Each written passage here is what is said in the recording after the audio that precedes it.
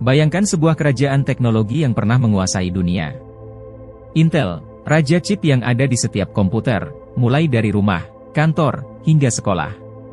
Tapi sekarang, dalam 10 tahun terakhir, mereka telah mengganti CEO sebanyak 3 kali. Terakhir, Pat Gelsinger, sosok legendaris di dunia teknologi, terpaksa angkat kaki setelah rencananya berantakan. Bagaimana ini bisa terjadi? Apa yang membuat raksasa ini kehilangan arah? Inilah kisah jatuhnya Intel, sebuah pelajaran berharga tentang kesuksesan, keputusan keliru, dan bagaimana dunia terus berubah tanpa henti. Jadi yang terbaik si karyawan pintar. Selamat datang di Si Karyawan Pintar. Di sini, kita tidak hanya belajar teori, tetapi juga menyelami kisah nyata yang mengguncang dunia. Hari ini, kita akan membahas Intel, perusahaan yang dulu menjadi simbol inovasi teknologi, tetapi kini sedang berjuang untuk bertahan. Mari kita pelajari perjalanan mereka yang penuh pelajaran penting. Chapter 1, Awal Kejayaan Intel. Di tahun 1990-an, Intel adalah nama besar.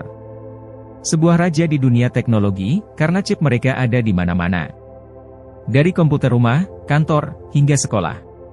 Semua orang mengenalnya, dengan slogan yang tak terlupakan, Intel Inside. Perusahaan ini didirikan oleh dua inovator besar, Robert Noyce dan Gordon Moore, pada tahun 1968. Mereka menciptakan suatu inovasi yang mengubah segalanya, dengan membuat mikroprosesor pertama di dunia. Dengan kemitraan bersama Microsoft, Intel menjadi bagian dari apa yang disebut sebagai Wintel. Bersama-sama, mereka mendominasi pasar teknologi global. Tapi seperti kisah raksasa lainnya, di puncak kejayaannya, Intel mulai kehilangan fokus. Mereka terlalu nyaman dengan kesuksesan dan tidak menyadari bahwa badai besar sedang mendekat, dan perlahan mengancam tahta mereka. Chapter 2, Kesempatan yang Hilang. Pada awal tahun 2000-an, Intel berdiri di persimpangan sejarah. Di tengah kejayaannya, sebuah peluang emas datang, membuat chip untuk iPhone pertama yang dirancang oleh Apple. Tawaran ini adalah kesempatan untuk memasuki dunia smartphone, sebuah industri yang kelak mendominasi teknologi global. Namun, Intel menolak tawaran ini. Mereka menganggap proyek tersebut tidak cukup menguntungkan. Mereka percaya, teknologi x86, x86 yang menjadi andalan mereka akan lebih baik daripada merancang chip baru untuk smartphone. Keputusan ini membuka jalan bagi Qualcomm dan ARM untuk mengambil alih pasar smartphone, yang kini bernilai triliunan dolar. Kesalahan ini tidak berhenti di situ. Pada tahun 2017, OpenAI mendekati Intel untuk menjadi mitra dalam mengembangkan teknologi kecerdasan buatan. OpenAI, yang saat itu membutuhkan mitra untuk mengurangi ketergantungan pada Nvidia, menawarkan kerja sama strategis. Tapi Intel sekali lagi menolak. Mereka menganggap AI tidak memiliki masa depan yang menjanjikan. Dua keputusan yang tampaknya kecil, tapi berdampak besar. Qualcomm, ARM, dan Nvidia kini menjadi nama besar di pasar teknologi, sementara Intel tetap berpegang pada strategi lama.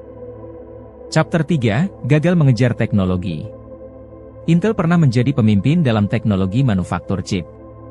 Mereka memperkenalkan strategi yang disebut TikTok, di mana setiap tahun, mereka meluncurkan prosesor baru yang lebih kecil, lebih cepat, dan lebih efisien. Dunia mengagumi Intel atas inovasi ini. Namun, pada tahun 2015, Intel menghadapi tantangan besar. Mereka gagal meluncurkan teknologi 10 nanometer tepat waktu. Ini bukan sekadar keterlambatan kecil, kegagalan ini menjadi awal dari serangkaian masalah yang terus menumpuk selama bertahun-tahun. Sementara itu, pesaing seperti AMD dan TSMC melaju cepat dengan teknologi 7 nanometer dan bahkan 5 nanometer. Ketika TSMC memimpin dalam teknologi chip, mereka mulai memproduksi chip untuk Apple, Nvidia, dan Qualcomm. Tak hanya itu, kualitas produk Intel mulai dipertanyakan. Prosesor terbaru mereka menghadapi masalah seperti voltase tidak stabil, yang membuat pelanggan kehilangan kepercayaan. Untuk mengatasi hal ini, Intel bahkan harus memperpanjang garansi produknya, yang justru memperbesar kerugian. Intel, yang dulu menjadi pemimpin pasar, justru tertinggal jauh di belakang. Chapter 4, Kejatuhan Pat Gelsinger, Harapan yang tak terwujud. Pada 2021, Intel membawa pulang seorang veteran legendaris, Pat Gelsinger. Ia adalah seorang insinyur yang telah bergabung dengan Intel sejak usia 18 tahun. Dengan reputasinya sebagai orang emas, banyak yang berharap ia bisa membawa Intel kembali ke masa kejayaannya. Ia adalah harapan terakhir untuk merebut kembali tahta yang telah hilang. Di hadapan ribuan karyawan Intel, Gelsinger berbicara dengan penuh semangat, mengatakan, Intel akan bangkit kembali. Kita akan menjadi pemimpin teknologi dunia sekali lagi. Rencana Gelsinger sangat ambisius.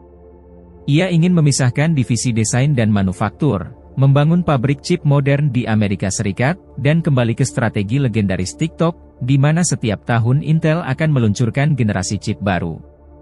Dunia memperhatikannya. Semua percaya, ini adalah awal kebangkitan Intel. Tapi kenyataan berkata lain.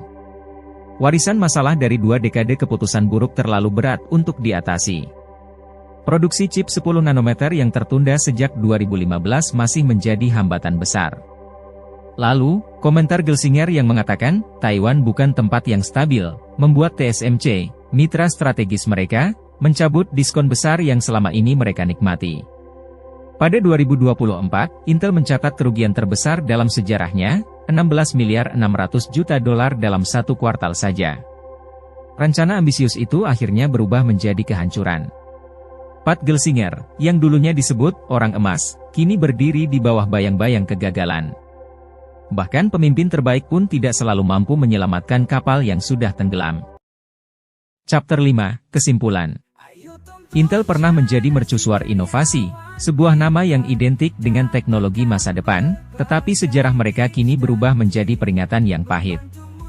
Ketika dunia terus bergerak maju dengan kecepatan yang tak terbayangkan, Intel terjebak dalam bayangan kejayaan masa lalu dan perlahan kehilangan pijakan, sementara para pesaing melesat jauh di depan. Kisah ini mengajarkan kita satu hal yang tidak bisa diabaikan, dunia tidak akan menunggu.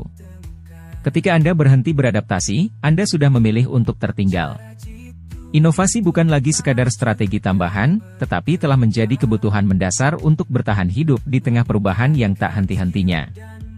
Namun, cerita Intel belum berakhir, karena perjalanan mereka menuju kebangkitan masih mungkin, meskipun berat dan penuh rintangan. Terima kasih telah menonton video ini hingga selesai. Jangan lupa like, share, dan subscribe untuk cerita inspiratif lainnya. Sampai jumpa di video berikutnya, dan tetap cerdas.